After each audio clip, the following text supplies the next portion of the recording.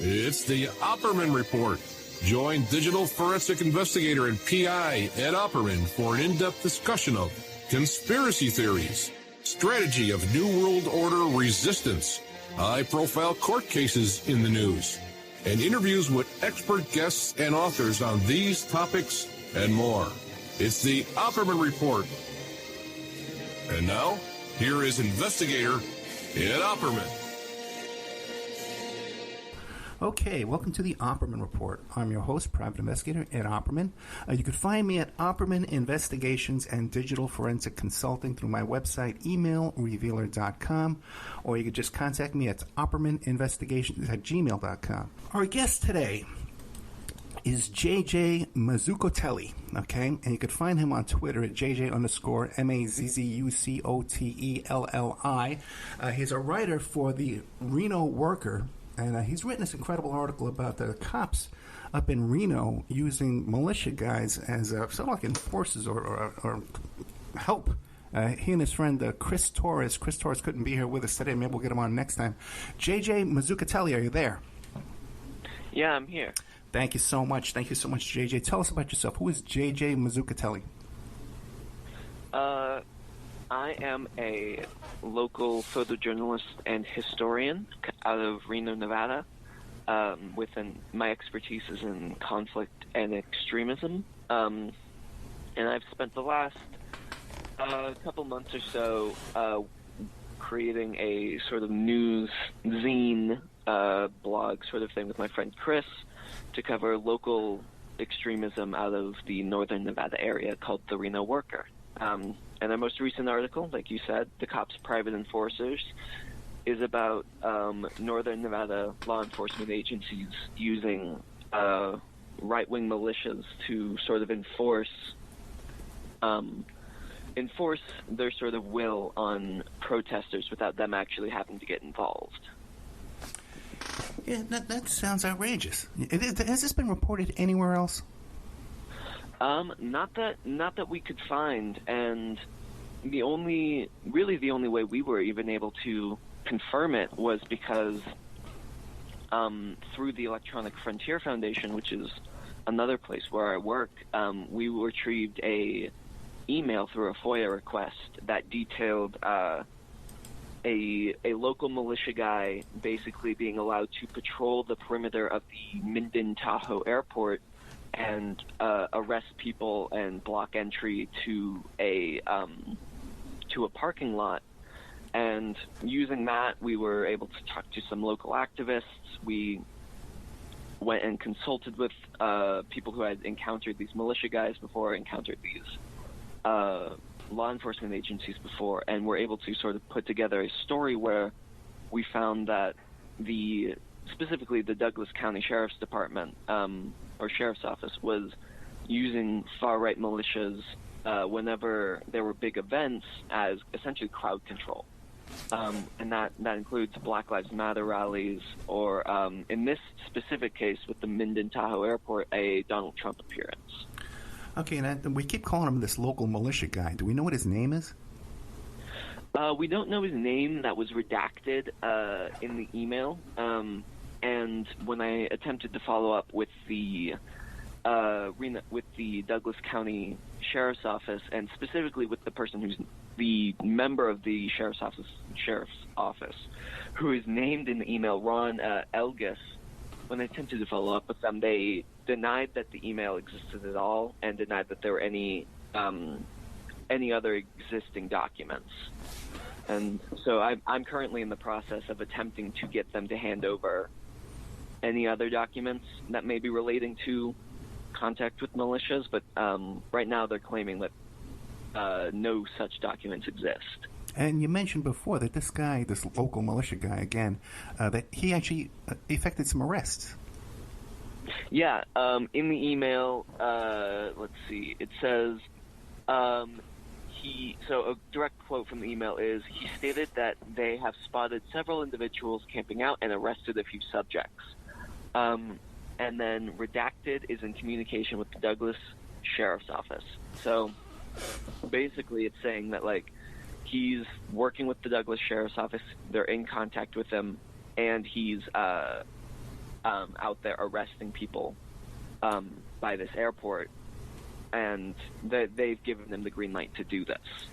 And what we found by talking to local activists from the Minden, Douglas County area is that even though the Douglas County Sheriff publicly denies that they have any contact with these militias, they would hold sort of town meetings or like a little town square where they would inform residents and be like, hey, just so you know, we're going to be allowing militia guys to run crowd control on this upcoming event.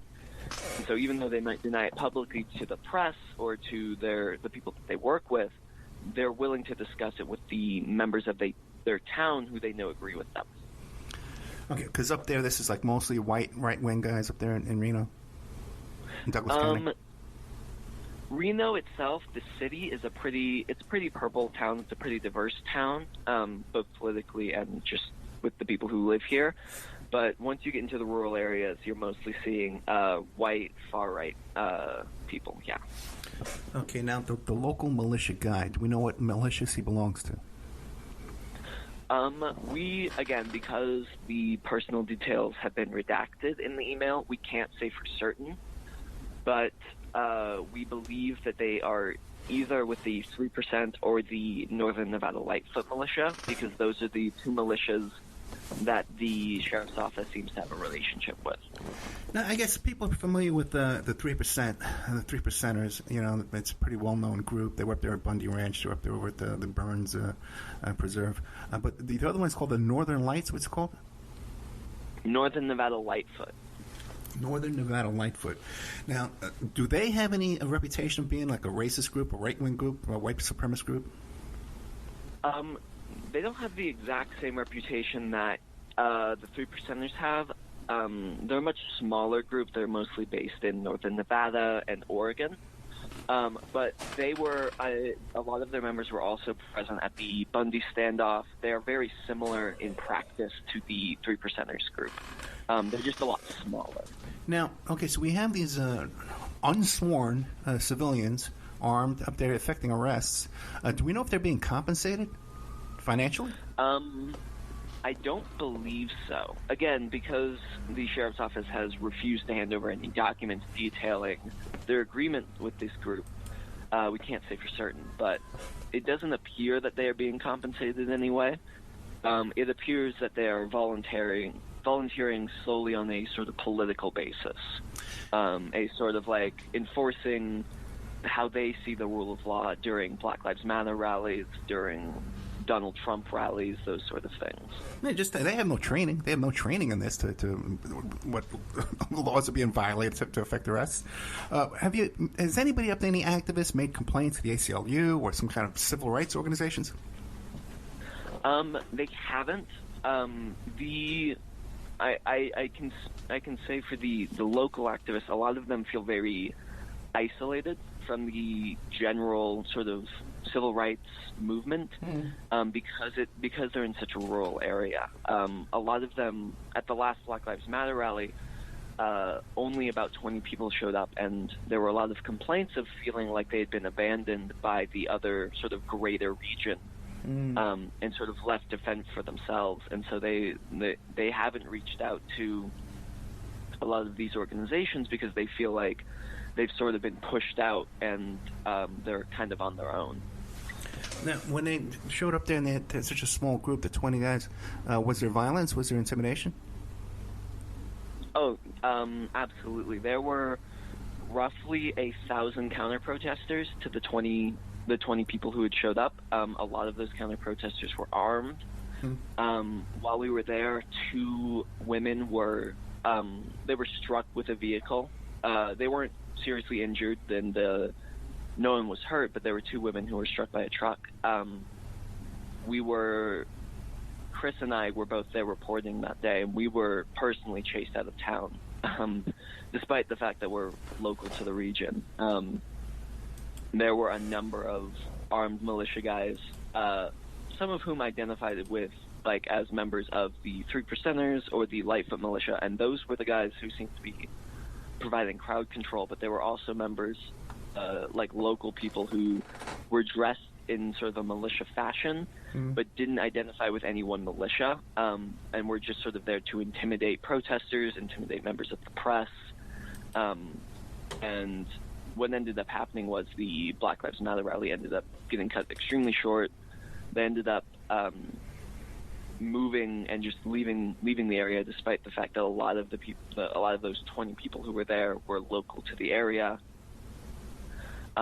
The press, myself included, left around with them because we were essentially being pushed out of the designated free speech area by armed members of the local populace. Yeah, you can see some pictures in this article. This is definitely a rough crowd here. And I forgot to mention, too, you have a Patreon, right? The Reno Worker does. The Reno Worker is Chris and I's sort of monthly news zine where we cover local extremism and conflict. Yeah, so people can check out this article if you look up JJ Mazzucatelli, The Reno Worker, and then put in Patreon. It'll probably come up that way. What's it called? The article's called The Cops' Private Enforcers. Now, I noticed, too, in the article you mentioned the Proud Boys, the Boogaloo Boys. They were there, too, as well? There was a Boogaloo presence. The Proud Boys themselves, I don't believe were there. They have a very small presence in Nevada itself. Right. But there were Boogaloo Boys there.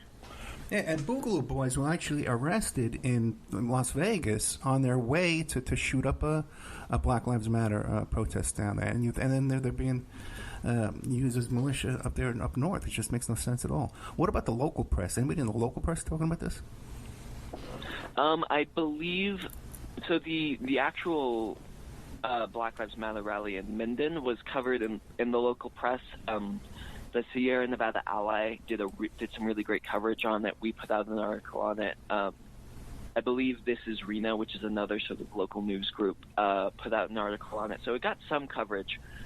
But we're the only local press that really focuses on extremism in our region.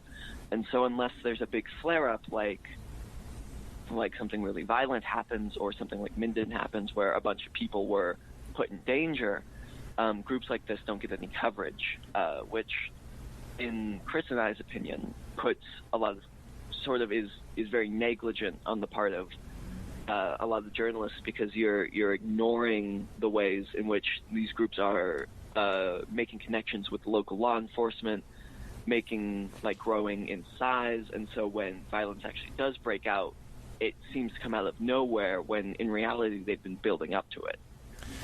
Now, this local sheriff down there, is he up for election soon? Not. I believe he's up for election in 2022. Okay, because this would be a good issue to bring up. Elected. Yeah, this would be a good issue to bring up at his next election, this next debate. Yeah, this is pretty crazy stuff here, man. Yeah, I mean, it's one of those things where when we were there covering the protest, the reason that there was a Black Lives Matter protest in this rural Nevada region was because a local library had expressed not even direct support for Black Lives Matter, but had basically said, anyone who wants to come attend our library is welcome. We want to make a safe space for everybody. And the sheriff of Douglas County, Dan Coverly, responded to that in the press release, basically saying, if that library doesn't want to call the police because they don't because they support Black Lives Matter, they don't need to. Basically saying, if this county library needs the sheriff's office, we won't be there for them because they support Black Lives Matter. I remember that. That was a big story. He actually said that we will not respond if they don't want it. We're not going to get any help from this police department out there if they're going to be supporting Black Lives Matter. Just fascinating. Now, real quick, though, let me ask this. Now, you mentioned that they were patrolling the airport when Trump landed, right? So then the Secret Service must be aware of this. Yes, the email that we got was actually from a FOIA request through the Secret Service. Gotcha. So we believe, even though the actual names and the email addresses